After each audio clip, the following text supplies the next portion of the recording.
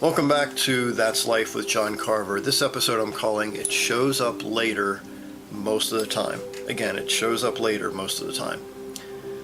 When my wife Tammy was potty training a couple of her kids, she would give them a piece of Mento candy. It's called Mento.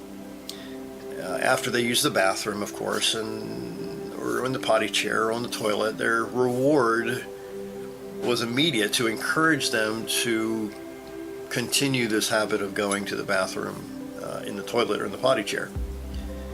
Now, a simple example is we live in Maryland. I've lived in Maryland my whole life, and if we have to drive down to the eastern shore of Maryland using the shortest distance from our home, we need to drive over this 4.3 mile Bay Bridge.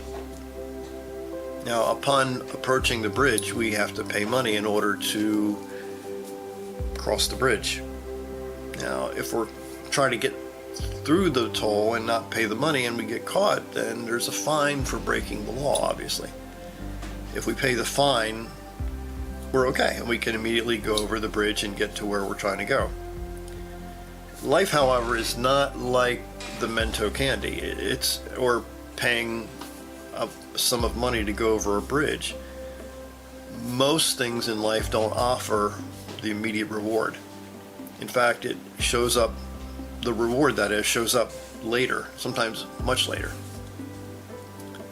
One author wrote, quote, the results of these and other studies were eye-opening. The children who exhibited delayed gratification scored higher on almost every measure of success in life. Higher paying jobs and lower rates of drug addiction and higher test scores, higher education, attainment, better social interaction, and other things. So really, if you stop and think about it, in your own community, do you have challenges with delaying gratification? I was one of those folks. I struggled with delaying what I wanted at the time. I read a story, I'm not sure who originally wrote the story, but it goes something like this. There was a man who got lost in the desert. And after wandering around for a long time, his throat became very dry. And about that time, he saw a little shack in the distance, and he made his way over to the shack and found a water pump with a small jug of water and a note. Well, the note said, quote, pour all the water into the top of the pump to prime it. If you do this, you'll get all the water you need. Wait a minute. He's thirsty. He's in the desert. There's a jug of water. And the note says to pour the water in the thing, and then you'll have all the water you need. That logically doesn't make sense. So the man had a choice to make. If he trusted the note and poured the water in and it worked, then he would have all the water that he needed. If it didn't work, he would still be thirsty and he might die. So, or he could choose to drink the water in the jug and get immediately relief, but he still might die. So after thinking about it, the man decides to risk it. He poured the entire jug in the pump and began to work the handle. At first, nothing happened, and he got a little scared. But he kept going, and water started coming out. So much water that he drank all he wanted, took a shower, and filled all the containers he could.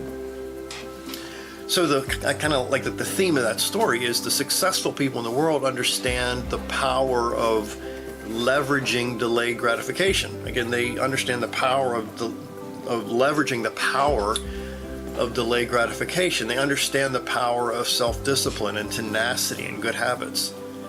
One of the biggest shortcuts, I'll call it, or that successful people do is they schedule their day in a way that they can achieve the most in the future. That is, they think about tomorrow today. They plan next week today. They plan next month today. So they're always moving ahead. So the person who develops the habit of self-discipline is very rare statistically. So choose to do the hard work, be consistent, wake up early, and get ahead of your peers and think long term. Think delay gratification instead of immediate gratification. And when you delay gratification based on wisdom and knowledge and other things, you'll get where you need to get to faster than anybody you know. My name is John Carver. Thanks for watching.